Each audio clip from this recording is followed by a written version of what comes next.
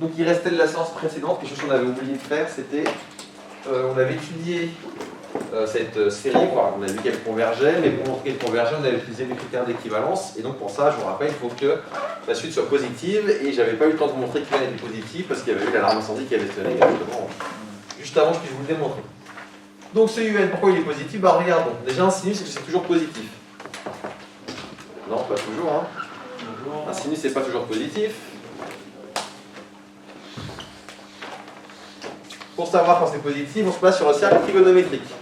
Du coup, quand on se place sur un cercle trigonométrique, bah regardons à quel endroit est-ce que le sinus est positif. De 0 à 2 pi. De 0, pas à 2 pi. À pi sur 2. Alors à pi sur 2, même à pi, on pourrait aller jusqu'à pi si besoin. Donc la question qu'on doit se poser, c'est 1 sur 2 puissance n. Est-ce que c'est entre 0 et pi, ou est-ce que c'est pas entre 0 et pi, pour voir si c'est positif ou pas. Donc bah regardons. Hein. 1 sur 2 puissance n.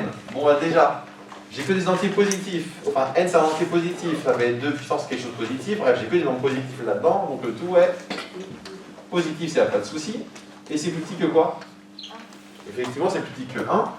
La question qu'on va se poser, c'est 1, est-ce que c'est bien avant pi ou pas? Oui. Bien sûr que oui, pi ça vaut 3,14. Donc 1, c'est bien inférieur à pi, je peux même dire à pi sur 2, je peux être plus précis. Donc comme je suis dans ce cadre-là, c'est d'en déduire que le sinus de 1 sur 2 n positif, et donc un positif. Donc il restait juste ça à faire de la dernière fois. Donc là, hop, on a écrit. Et maintenant on peut continuer les tests sur la série d'à côté, vu qu'on avait tout fait, hein, il restait juste à justifier que n était positif, la dernière séance sur cet exemple. Donc allez-y, déjà faites celui-ci, maintenant essayez d'y réfléchir quelques minutes, pas beaucoup, et après enchaînez avec celui-là.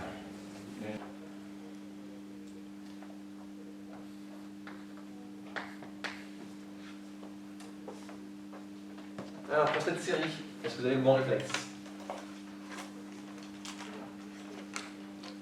Oui, il faut regarder d'abord ce qui est tend vers 0, mais directement, regarde, le bon réflexe, ça nous permet de faire les deux, de voir que ça tend vers 0 et même d'étudier la série. C'est positif, d'accord, on peut le dire, mais regardez bien, qu'est-ce qu'on a de particulier ici? Qu'est-ce qu'on a de particulier ici?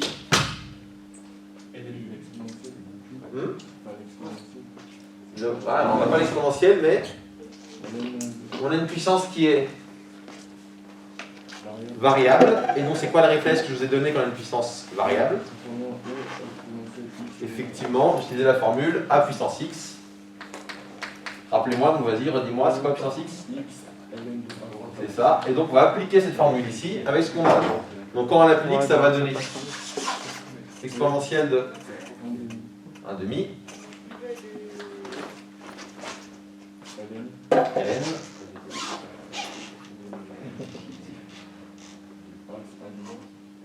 Ah, inversé, donc du coup, je t'écoute.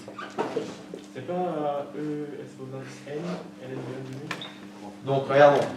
A puissance x, ici le A c'est 1 demi, donc on va avoir du ln de 1 demi, et ici on va avoir ln de n. Ici mon x il vaut ln de n. Alors regardons, est-ce qu'on ne peut pas réutiliser cette formule autrement? Réutilisons la même formule mais dans l'autre sens. Comment je peux écrire ça du coup? Regardons, si là j'inverse les rôles. Si je dis que ce coup-ci, donc là j'avais A qui valait 1 demi, si je dis que ce coup-ci, A il vaut, ça va être quoi l'autre choix?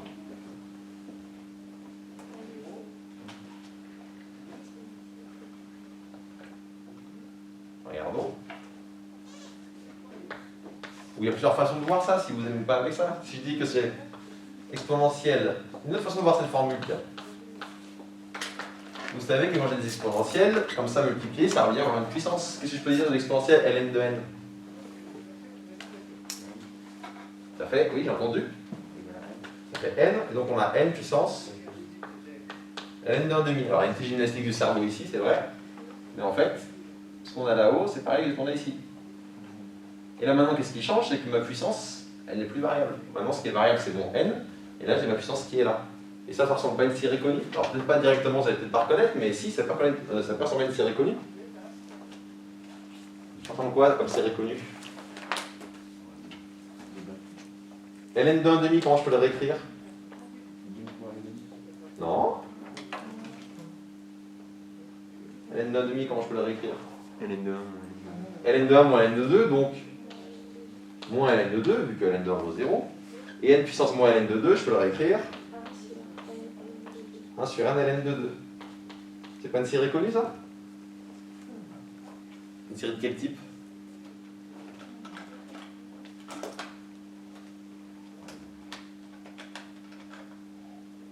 Vous n'êtes pas réveillé ce matin?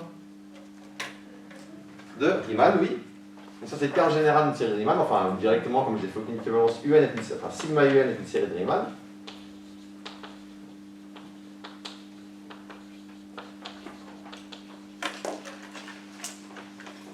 Avec alpha qui vaut combien? Ln de 2, donc qu'est-ce qu'on va se poser sur cet alpha? Quelle est la question qu'on va se poser? Est-ce qu'il est supérieur à 1 ou pas? Du coup pour Ln de 2, c'est comment? C'est inférieur à 1, et du coup, qu'est-ce qu'on peut dire sur la série? Elle diverge.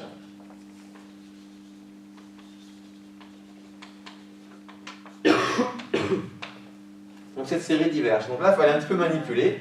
Ne pas oublier donc le réflexe que j'essaie de vous donner. Quand vous avez une puissance variable, le plus simple pour pas dire des bêtises sans vous en rendre compte, c'est de passer sous forme exponentielle. Vous passez sous forme exponentielle, et là pour le coup, ce qui était un peu astucieux, on va dire, il fallait réutiliser la forme à puissance x, ou bien cette forme-là, pour retrouver l'autre forme, donc n puissance ln de 1,5. Et après, une fois qu'on avait ça, on reconnaissait une série de Riemann, et donc comme alpha plus petit que 1, cette série diverge. Des questions sur ça? Oui? Est-ce que si on calculait, si on regardait la limite de un en plus l'infini, ça va pas fonctionner? Le plus propre pour regarder la limite de n en plus l'infini, c'est de regarder à partir de là pour le coup.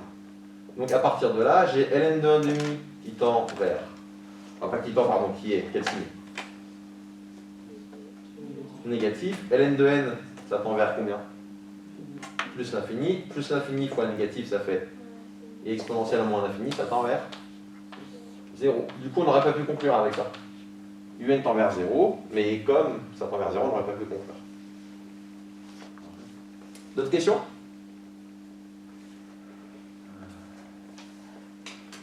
Alors, enchaînons avec celle d'après, on va faire deux d'un coup, et vous allez voir qu'en fait, elle a été très rapide, si vous avez le temps de la regarder.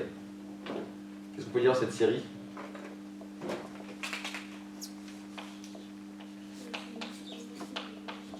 Une série connue.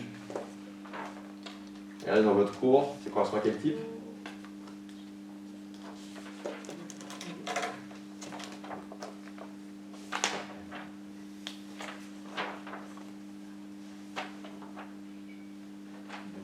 Série de Bertrand, exactement.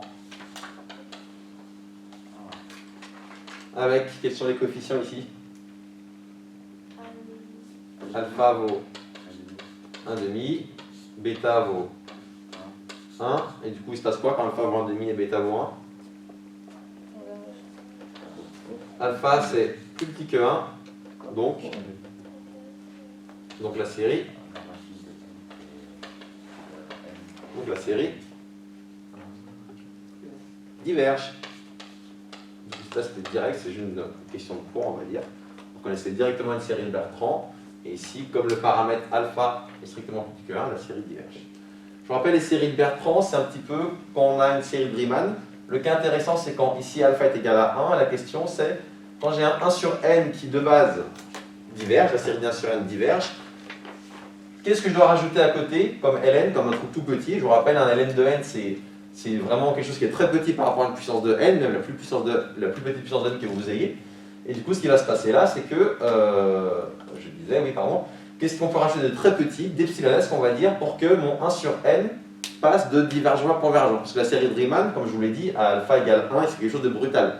C'est-à-dire que pour alpha strictement plus grand que 1, la série de Riemann converge. Pour alpha inférieur ou égal à 1, la série diverge. Donc là, 1, il y a un truc qui est brutal. Donc la question dans la série de Bertrand, c'est qu'est-ce que je peux rajouter ici pour que ça fonctionne? Là, ici, comme mon alpha il vaut 1,5, je ne suis pas dans le cas qui vaut 1, bon, bah, je peux directement dire que la série diverge. Donc la série de Bertrand, c'est pour alpha qui est supérieur ou égal à 1 qui se passe des choses intéressantes. Enfin, d'ailleurs, c'est plutôt pour alpha égale 1 qui se passe des choses intéressantes. Et donc ça termine ce deuxième exemple. Je vous laisse. Enfin, des questions, pardon, avant de vous laisser faire la série suivante. Oui? C'est supérieur au résultat que vous avez dit. Qu'est-ce qui est supérieur à égal? Alpha à demi supérieur au égal. Non, non, Alpha égale à demi plus petit que 1. Du coup, comme c'est plus petit que 1, la série diverge. Oui. Ça veut dire que quand on aura une série de Bertrand, ça sera dans l'ordre puissance alpha, puissance bêta. C'est le alpha, c'est ce qu'il y a sur la puissance de n et le bêta sur le n.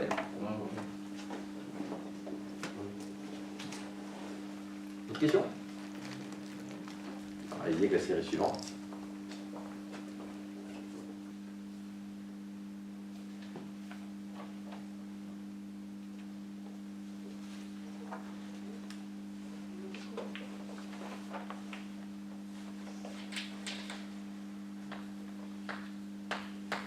Je vous écoute, comment on peut réécrire ça?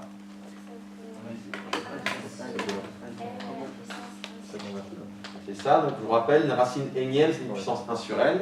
Et là, comment je vais réécrire ça du coup?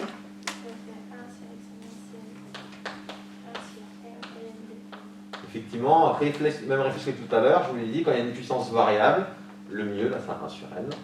Le mieux quand une puissance variable, c'est de passer avec sous forme exponentielle avec la formule de a puissance x parce que c'est beaucoup plus parlant. Regardons, du coup, premièrement, on va étudier la limite. ln de n, ça tend vers combien? 1 sur n, 0 fois l'infini. C'est un déterminé de base, mais effectivement, ici par croissance comparée, on a la couleur. Donc ici, par croissance comparée, je peux dire que 1 sur n fois ln de n, ça tend vers quoi? Effectivement, ça tend vers 0 quand n tend vers plus l'infini par croissance comparée. Vous avez des questions? Non. Bah, du coup, je ne vais pas vous attendre.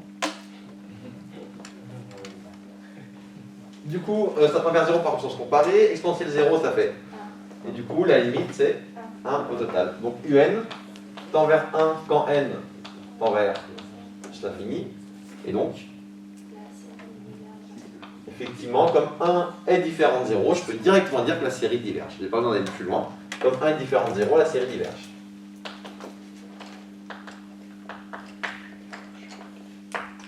Alors attention, erreur classique, erreur qui peut arriver, mais qu'il ne faut pas faire. Il ne faut surtout pas me dire que ça c'est une série de Riemann avec alpha qui vaut 1 sur n. Dans la série de Riemann, le alpha c'est une constante. D'accord? Donc l'1 sur n, ce n'est pas constant. Faites bien attention à ça. Il ne faut surtout pas me dire qu'il y a une série de Riemann ici. Celle-ci, allez-y, je laisse 2-3 minutes de plus.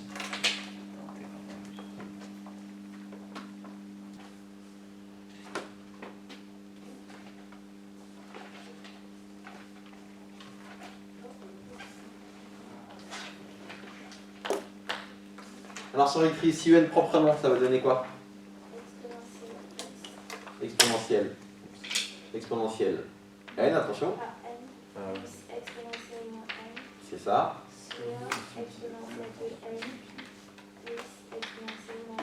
C'est ça. Quand on fait le quotient des deux, on voit que les sur 2 vont simplifier. Il va nous rester cette quantité-là. En regardant si on peut calculer la limite déjà directement. Le numérateur est vers combien? Le dénominateur. L'infini sur l'infini.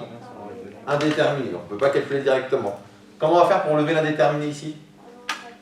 On factorise par quoi? Alors de façon générale, on factorise par quoi et après de façon précise?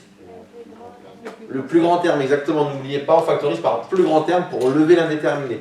Donc il faut vraiment que vous ayez ça en tête. Si vous avez ça en tête, vous réglez cet exemple sans aucun problème. Et pour le coup, factoriser par le plus grand terme pour lever l'indéterminé, je vous l'ai dit beaucoup de fois. Donc il faut bien l'avoir en tête à force. Donc maintenant je vous écoute, on factorise par quoi au numérateur? Exponentielle n, facteur de 1.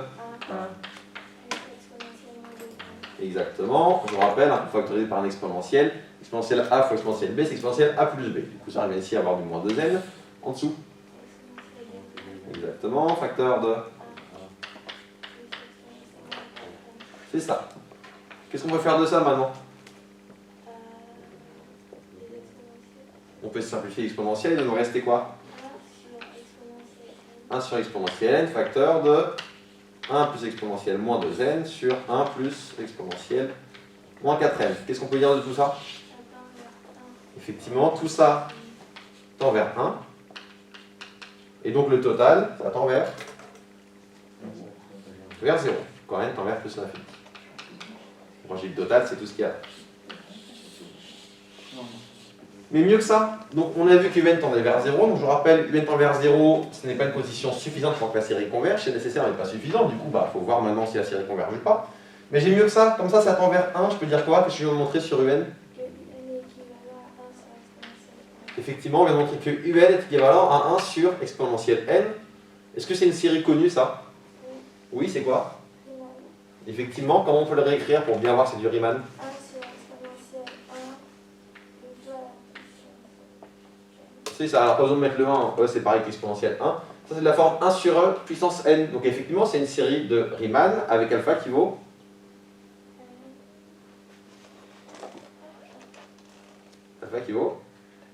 D'ailleurs je l'écris plutôt comme ça pour que ça corresponde.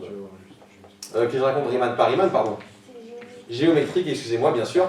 Pas Riemann mais géométrique, mais c'est pas vraiment quand je dis des bêtises comme ça. Hein. C'est une série géométrique avec pas alpha ce coup-ci mais avec Q.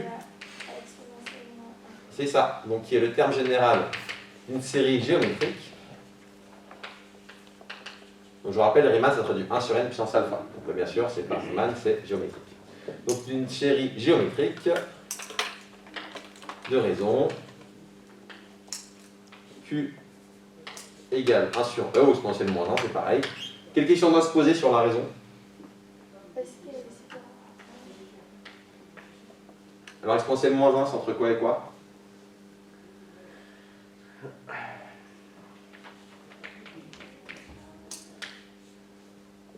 Un exponentiel c'est toujours positif, donc en particulier c'est plus grand que moins 1. Donc, et comme moins 1 est négatif, exponentielle moins 1 c'est comment? C'est inférieur à 1 strictement. Je vous rappelle l'exponentielle, exponentielle 0 fait 1 et avant, du coup, vous êtes inférieur à 1. Du coup, comme ma raison entre moins 1 et 1, qu'est-ce que je peux dire? La série converge. Je reprends mon terme général d'une série géométrique de raison Q, donc cette série converge. Qu'est-ce qu'on peut donc dire de sigma un? C'est ça, d'après le critère équivalent, d'après le critère d'équivalence.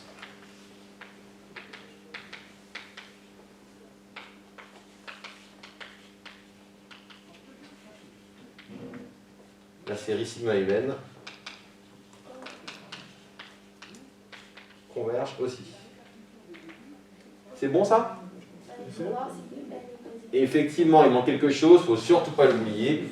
Je vous rappelle, le critère d'équivalence, tout comme le critère de comparaison, ne fonctionne que quand j'ai des séries qui sont à terre, des séries positives, donc le terme général est positif. Ici, regardons UN, hein. UN c'est que des exponentielles. Donc clairement, il n'y a pas besoin de se compliquer la vie, on peut directement dire que UN est positif. Il ne faut pas oublier de le dire, quand c'est évident comme ça, il n'y a rien à démontrer, mais il ne faut pas oublier de le dire quand même pour pouvoir utiliser le critère d'équivalence. Et là par contre c'est bon, il n'y a plus de soucis maintenant. Des questions? Oui? E de moins 1 c'est comme E de 1, c'est ça? Non, E de moins 1 c'est 1 sur E de 1. Donc c'est 1 sur E. D'autres questions? Alors, je continue avec les deux séries suivantes.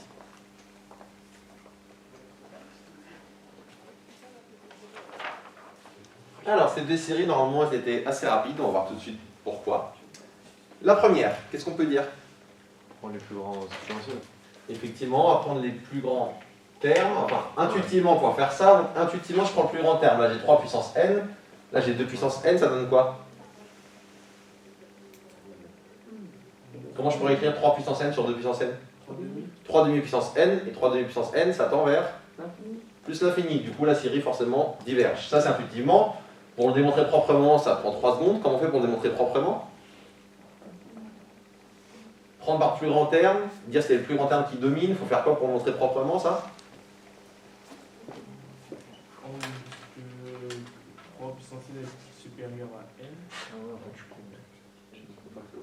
Oui, merci. On factorise par le plus grand terme. Ça fait encore une fois 20 fois que je vous le dis. C'est tout le temps comme ça que ça marche. Vous remarquerez quand il y a de l'infini, si on a fini en général, pour relever un déterminant, on factorise par le plus grand terme. Et comme je vous l'ai dit, à chaque fois que je vous dis bah, c'est lui qui va l'emporter sur l'autre, c'est lui qui domine, pour démontrer proprement, il suffit de factoriser par le plus grand terme. Et vraiment ça en tête, c'est une astuce qu'on utilise plein de fois, qui marche quasiment tout le temps, mais vous, à chaque fois, vous n'avez pas le réflexe de l'utiliser. Ouais. Et si on met juste 3 demi fois n, on voit bien que ça tombe. 3 demi puissance n, oui, mais il faut justifier que ça revient à 3 demi puissance n. Intuitivement, c'est évident, mais on ne demande pas de le faire par l'intuition, on va le faire proprement. On va voir tout de suite que le faire proprement, c'est super rapide. Donc je vais avoir du 3 puissance n, facteur de 1, Plus sur 3 n sur 3n. 3 puissance n. En dessous, on va avoir quoi? 2 puissance n. 2 puissance n facteur de 1 1. plus 1 sur 2 puissance. C'est ça. Maintenant, regardons. Donc 3 puissance n sur 2 puissance n. On l'a dit, on peut l'écrire 3 demi puissance n. Et regardons ce qu'on a à côté. Il nous reste 1 plus n sur 3 puissance n sur 1 plus 1 sur 2 puissance n. On va regarder ce qui se passe pour chaque terme. Donc on l'a déjà dit, mais on le répète, 3 demi puissance n, ça tend vers plus l'infini. Ça tend vers plus l'infini, quand n tend vers plus l'infini. Pourquoi d'ailleurs? 3 demi, c'est 3 demi, pas plus grand que 0, mais plus grand que 1 surtout. C'est ça qui est intéressant ici. 3 demi, c'est strictement plus grand que 1. 1 sur 2 puissance n, ça tend vers quoi? 0, quand n tend vers plus l'infini. Pourquoi? Effectivement, car 1 demi est compris entre moins 1 et 1. Et lui, il faudra peut-être réfléchir un petit peu plus, mais on va dire quand même, ça tend vers quoi? Ça tend vers 0, je vais être d'accord, ok. Quand n tend vers plus l'infini, pourquoi? Effectivement, donc deux choses, croissance comparée, je vais le mettre après. Et d'abord, il faut dire quoi? Le 1 sur 3 puissance n, enfin 1 tiers. Si vous voulez, n sur 3 puissance n, c'est pareil que n fois 1 tiers puissance n. Et du coup, 1 tiers, c'est entre moins 1 et 1. Et effectivement, c'est par croissance comparée, donc et croissance comparée. Pourquoi c'est par croissance comparée? Je vous l'avais dit, 3 puissance n, vous pouvez voir ça comme un exponentiel. Et du coup, vous avez un polynôme fois un exponentiel, c'est l'exponentiel qui l'emporte. Et du coup, en fait, par croissance comparée, n sur 3 puissance n tend vers 0. Si du coup, je récapitule le tout, ma fraction tend vers 0. 1. Et donc 1 fois plus l'infini, Plus l'infini. plus l'infini. Donc on peut dire directement que un tend vers plus l'infini. Et donc clairement, vu que un tend vers plus l'infini, bah, sigma un diverge. Donc c'est vraiment comme d'habitude factorisé par plus grand terme. Alors là, il y a une petite nuance, c'est que le n sur 3n, il fallait penser à la croissance comparée. Mais à part ça, ça marche tout le temps pareil. Vous factorisez par plus grand terme, vous levez l'indéterminé. Celle-ci, Peut-être. qu'est-ce qu'on peut dire? Du coup, Donc un, ça tend vers quoi? n 1 tiers. Là, pour le coup, on peut le dire directement parce que c'est une formule de course, ce sont des fractions rationnelles. Donc on peut directement dire, il suffit de prendre les termes de plus haut degré. Donc quand je prends les termes de plus haut degré, n carré sur 3n carré, il me reste 1 tiers. Là, j'ai le droit directement parce que c'est une fraction rationnelle. Mais en fait, comment je fais pour démontrer ça? Bah, c'est pareil. Hein. Pour démontrer que ça tend bien vers 1 tiers, on factorise par le plus grand terme. Et vous aurez trouvé exactement la même chose. Là, on ne va pas le faire parce que comme on a un résultat de pour qui parle des fractions rationnelles, on peut directement conclure. Mais il n'est pas nécessaire, l'idée qu'il y a derrière, c'est que c'est en fait par plus grand terme qu'on démontre ça. Mais juste pour conclure, un tend vers 1 tiers, qu'est-ce qu'on peut dire de 1 tiers? C'est supérieur à 0. C'est surtout différent de 0, c'est la seule chose qui nous intéresse ici. La limite de un est différente de 0, donc sigma un diverge. Je vous rappelle pourquoi, encore une fois. Hein. Dire que un tend vers 1 tiers en plus l'infini, ça veut dire que ma somme infinie, bah, à l'infini, je vais ajouter grosso modo plein de termes qui sont proches de 1 tiers. Quand vous ajoutez 1 tiers plus 1 tiers plus 1 tiers plus 1 tiers une infinité de fois, bah, forcément, ça explose. Surtout, j'ai que des termes positifs ici. Donc c'est ça qui fait que la première étape, c'est vérifier si un tend vers 0, si le terme général tend vers 0 ou pas. Si le terme général ne tend pas vers 0, obligatoirement, votre série diverge. Et donc, c'est directement conclu. Je vous rappelle, quand le terme général tend vers 0, ça ne veut pas dire que la série converge. Je vais en faire un peu plus. Un exemple suivant, celui-là on ne va pas le faire, je vous l'explique en 3 secondes comment on le fait, parce que je vais gagner un peu de temps pour faire les exemples celui-là et aussi celui d'après. Donc on passe directement à celui-ci, celui-là je vous dis juste, ou peut-être vous avez l'idée, tiens, regardez là mon problème, pour déjà calculer la limite, j'ai du l'infini moins plus l'infini. Là ce qui m'embête c'est les racines. Il y a une façon, enfin il y a deux façons de faire je pense, mais une première, ce que vous pouvez voir, multiplier par le conjugué, c'est ça. Une première façon de faire, multiplier par le conjugué, et après en simplifiant vous allez réussir. Et bah, du coup, je vous laisse faire ça en exercice. Donc celui-là, faites-le en exo. Et on passe à celui-ci directement. Allez-y.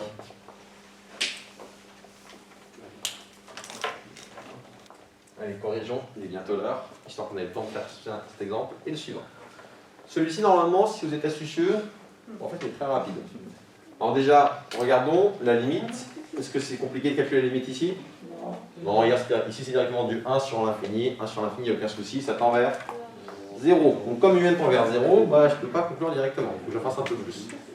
Observons, qu'est-ce que je peux dire sur ce UN? Comment je peux le réécrire? Ça va faire 1 sur n carré plus n ln de n. C'est ça, ça je peux le faire sur la forme 1 sur n au carré plus n ln de n.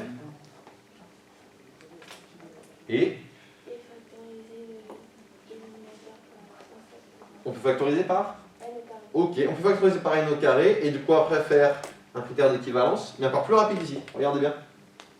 Il y a plus rapide. Hmm? Le n, avant, on peut pas le mettre n. Non, pas le mettre, non, on peut mettre le n dans le nn, attention, non? On a deux critères en général. Donc ce que tu m'as dit, ça fonctionne. Si tu factorises par n au carré et qu'après on fait la démarche, il n'y a aucun problème, c'est juste. Mais il y a un peu plus rapide. Voilà, n carré c'est alpha. Oui, comparaison, mais comparé avec quoi du coup? 1 sur n carré. Oui, on peut dire que ça c'est inférieur ou égal à 1 sur n au carré. Au dénominateur, n carré plus n ln de n, c'est plus grand que juste n carré. Maintenant, vous passez à l'inverse, 1 sur ça, c'est plus petit que 1 sur n carré. Et il se trouve qu'un sur n carré, parce que c'est une série connue, oui, Riemann. Donc, factoriser par plus grand terme et faire un équivalent, ça marchait aussi, encore une fois, j'insiste. Si vous avez fait ça, il n'y a aucun souci, c'est juste. Mais je vous montre comment aller un peu plus vite ici. Donc, 1 sur n carré, qui est? Allez, je vous écoute, qu'est-ce qu'il faut dire? Qui est le Terme général, terme une série de Riemann. C'est ça. Donc ici, avec alpha égale 2, qui est bien supérieur à 1. Donc, elle converge. Donc la série des sommes 1 sur n2 converge. UN est plus petit qu'un sur n2. Qu'est-ce qu'on peut donc dire? C'est ça. Donc d'après le critère de comparaison.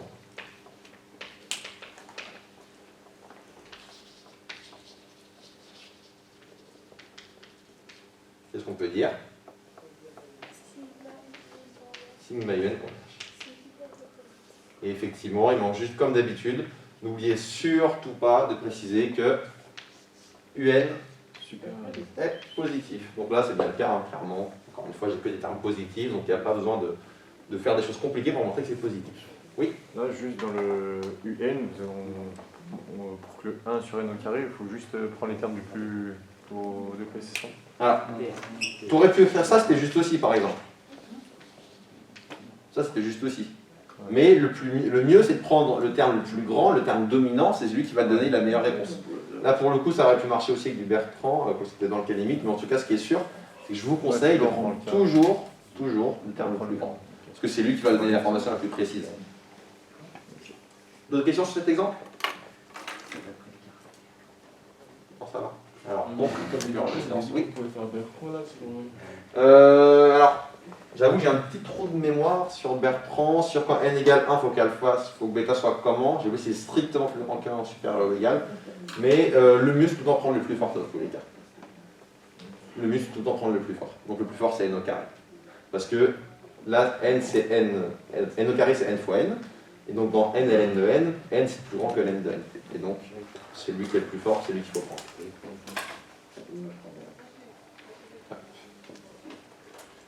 Et faisons donc directement la suivante, parce qu'il est presque l'heure, et j'aimerais bien qu'on la fasse. Alors, ln de cos 1 sur n, déjà la limite. 1 sur n, ça tend vers cosinus 0, ln de 1. Donc là, il n'y a pas de souci, un tend vers 0. À ce niveau-là, c'est direct. Bon, maintenant, il faut essayer de se ramener à quelque chose de connu. Comment je peux faire ça? Qu'est-ce qu'il y a en trop dans cette expression, dans ce un? Le cosinus m'embête, oui, on va commencer par ça. Donc j'ai un égale ln de cos 1 sur n. Comment je fais pour retirer le cosinus? Comment on pourra retirer le cosinus de façon propre?